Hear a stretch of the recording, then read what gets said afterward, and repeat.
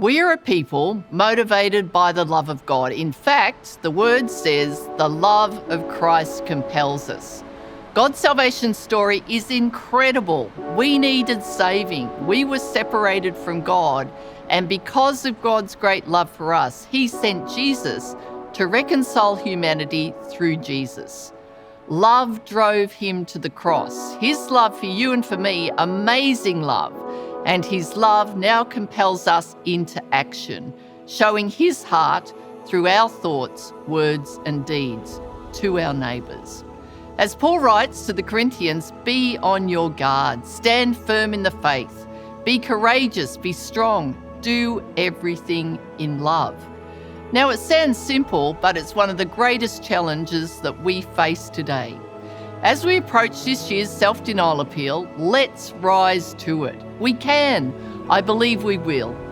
As Salvationists, we continually grow in faith, care for others, give generously, and say our yes to Him, because God is love. Self-denial is a season when we intentionally set something aside to help others in need. It inspires me that the Salvation Army, operating in over 130 countries, all participate in this appeal, bringing what they have to bless others. I've seen the widow bring her mite in Papua New Guinea, and children make their little money boxes out of paper and fill them with coins. And ladies in the Highlands bring their first fruits to the altar in their billen bags, dancing as they come. Beautiful, sacrificial. This year I encourage you not just to give comfortably, but to give sacrificially. As many generations before us have done, will you consider giving 1 week's salary, motivated by love, stepping out in faith to help our neighbours so they may also know the incredible love of our Saviour Jesus? Over the coming weeks, we will visit 4 countries to see the impact of past self-denial giving. In Malawi, we see how an early marriage prevention program is working with communities to end this practice and return girls to school. In Sri Lanka, we visit communities where agricultural chemicals have contaminated the water supply and see how the Salvation Army is building filtration plants to prevent disease.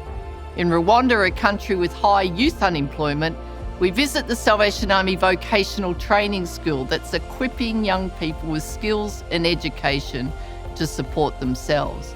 And lastly, in our Pacific neighbour Fiji, we see how a Salvation Army home for boys who, due to poverty and family breakdown, once lived on the streets exposed to drugs and violence, but now have safety, care and hope. Around the world, territories rely on our self-denial gifts to run programs like these, sharing the gospel and meeting human needs. We'll also be sharing weekly written devotions from my good friend, Auxiliary Lieutenant Rosie Keane. And as we reflect together on how we can be motivated by God's incredible sacrificial love, my prayer is that His love will inspire you to give generously, give sacrificially, and let that love move you to action across our world.